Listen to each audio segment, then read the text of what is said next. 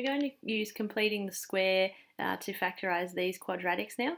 So you can see we've got 4 quadratics here. The key thing about them, or the first 3, is that they have real coefficients, okay? So what that means is we're either going to have all real, so I'll just write myself a note here, they're either going to be all real factors or they're going to be complex pairs. And remember that those pairs are conjugates, so you know Z and Z bar. Okay, so we've got 2 situations for those. This one here actually has complex numbers, so we're not guaranteed complex conjugate pairs, and I'll put conjugate there, in this one, but we will be with these ones. So let's look at the first one. We've got A is Z squared plus 9. This is one of those ones that would be a perfect square if this was a negative, which it's not, sadly. But we can manufacture a negative. Remember that you can put a negative in as long as we multiply by I squared, because I squared is -1. So what you're doing is manufacturing this negative in the middle, and so what this turns into now, it's a nice difference of difference of squares here. So plus 3i and Z minus 3i, because you're just doing the square root of this, and the square root of 9 is 3, the square root of I squared is I, so you've got 2 conjugate pairs here. And that's what you'd expect actually. If you had conjugates, if you had complex factors, they should be in conjugate pairs. So what you've done is you've factorised the first one into 2 linear factors. The second one, Z squared plus Z plus 3, we can't do anything very exciting with that one. So we're going to use completing the square, CTS.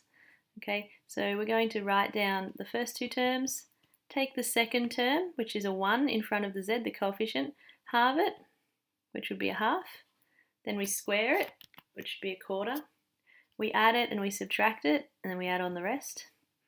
Now for this part here, this is going to be a nice perfect square, which is going to be Z plus a half, all squared. Remember that the first 3 terms always turn into a perfect square. Okay, and then we've got here -1/4 plus 3. I'm just going to turn the 3 into being over 4, so times the top and the bottom by 4, so 12 over 4 is 3. And working that out, we've got Z plus a half squared. This is going to be plus 11 over 4, which is not helpful, unfortunately, because we have that plus there. We can't take that 11 over 4 into the bracket, but we can, provided that we manufacture a negative in the middle there.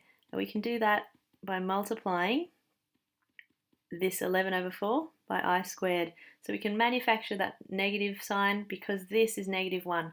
So the 2 things would cancel out and give you a plus again.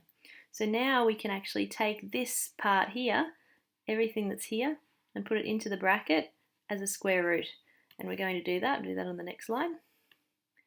So we've got Z plus a half, and then we take this in as a plus or minus. So the first one I'll do plus the square root of, and we'll do the square root of the whole thing so you can see it, 11 over 4 I squared. And then the other factor will be a minus, because we're talking about conjugate pairs here. Now with this particular example, there's nothing much you can do with the 11, but a couple of things to remember. If you have the square root of a fraction, a over b, that's the same as the square root of a over the square root of b.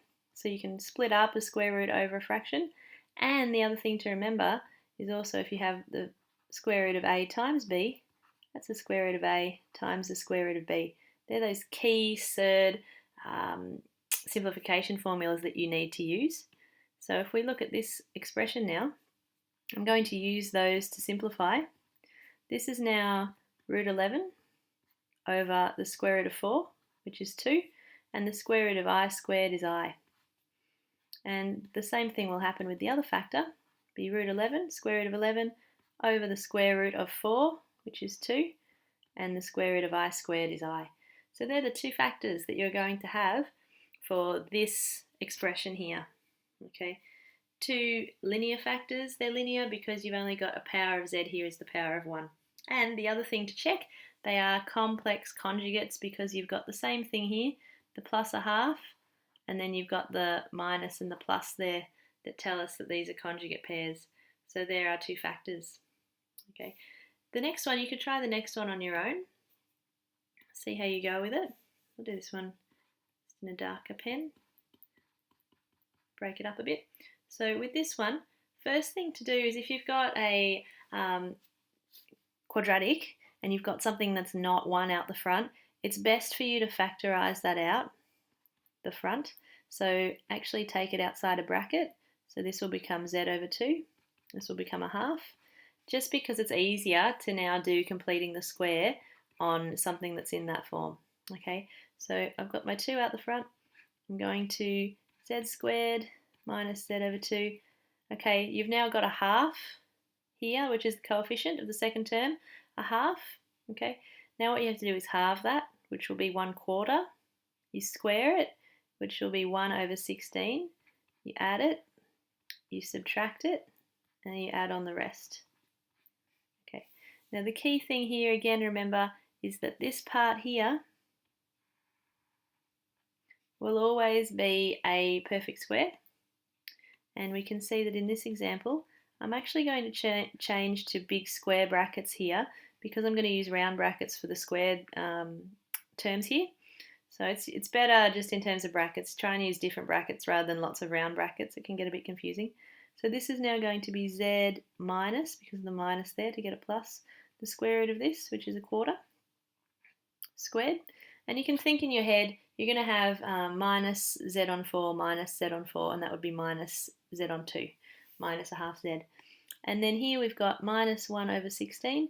I'm just going to turn this into being over 16 as well. It's a half, so I'm going to make that 8 over 16 and shut that bracket. Okay, now what I'm going to do, I'll just copy this line. Oops, copy this line here so we can take it to the next page. And oops, let's do that again. Bring everything up here. Okay, so now what we want to do is work on this and getting this all inside one bracket. So again, we're going to look at 2. We've got already a bracket here, which is nice. This is going to give us 7 over 16.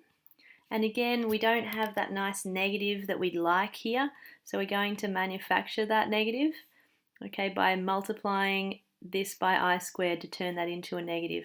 So we've got 2 bracket z minus 1/4 all squared minus 7 over 16 I squared. Okay, we've got that minus sign that we needed by multiplying by I squared. All right, and then finish off. Now what we can do is we can actually pick this up now and take this into the bracket, provided we do plus minus the square root of it to go in the bracket. So we'll do that on the next line. So we've got, oops, pen, 2, and then we've got 2 things now. We're going to have z minus 1/4 plus, and I'm just going to do all the square rooting now all together. So square root of 7 over the square root of 16, which is 4, and the square root of I squared is I. That's my first bracket. The second bracket is going to be the negative square root of this, so negative root 7, the square root of 16 is 4, and the square root of I squared is I. And we can actually take away those big brackets now. So we could just write it straight up as 2 linear factors. Linear because z is only to the power of 1, and that means that it's linear. And you can see you've got 2 solutions, both of which are complex, and they're complex conjugates. You can see here the opposite signs again, and the same complex number, just different in those signs. So 2 complex factors, which is what you want. To finish off, if we look at the last one, and I'm just going to copy this last one onto this next page. Okay, this question here does not have all real coefficients. So for this one, because they're not all real coefficients, not all coefs are elements of the real numbers, they will not be guaranteed to be complex conjugates, conjugate pairs. So you may still have some complex factors here, but they just may not be complex conjugate pairs. So let's work through this one to finish off. Again, we're going to do a similar thing. we've got a 2 out the front. This is one of the more sort of complicated types of questions that you'll get because there's quite a few bits to do in this one. Z plus, I'm halving everything at the moment, so 2 minus 3i on 2, because I've taken the 2 out the front as a factor. And again, I'm going to just carry on with that now. And what I can see here is that this part in the bracket, this is the coefficient of z. So we're going to do complete the square on this part here. So as the part that we halve and square. So halve this, which would be 3 minus I over 2. Then square it, which would be 3 minus I over 4. Okay, then we're going to add it. Then we subtract it. And then we add on the rest. Okay. Now with completing the square, remember that these first 3 terms here should give us a perfect square, and they will. We'll write this out again. So we've got 2 using my big brackets. I've got z. Now this has to be a minus because of this, and it's always going to be, oh, excuse me, I haven't put my squares in.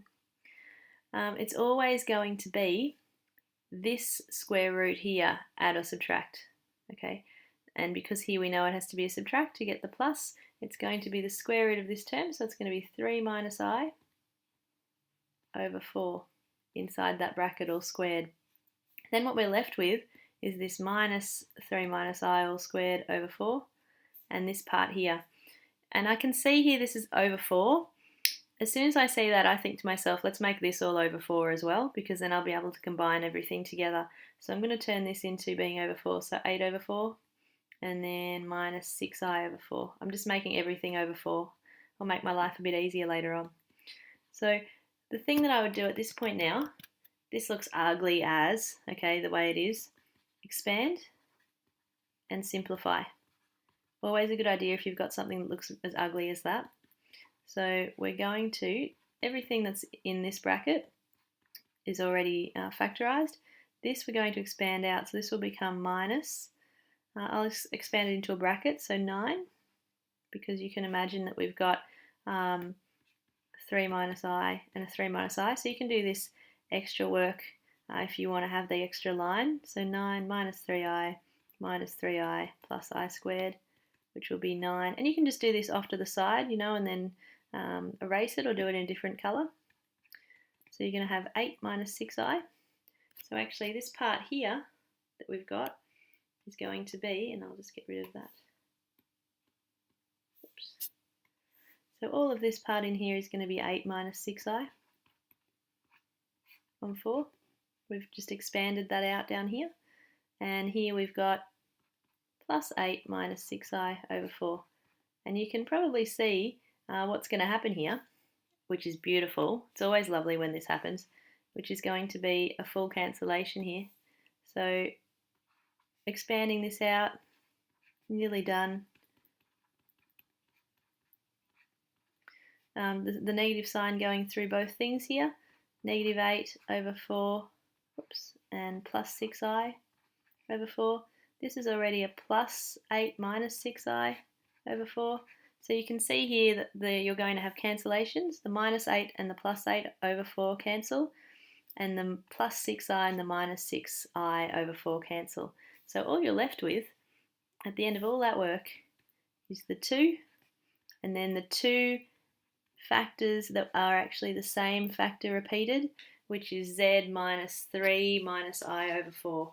Okay, and this here is a complex factor, but it's not a complex conjugate factor, and that was because we didn't have all real coefficients here. We actually had imaginary parts in there. So that's why our final factorised form doesn't look like the factorised form for these other examples. So the key with this, using completing the square, going through and making sure that you check first of all what type of polynomial you have so you know what to expect.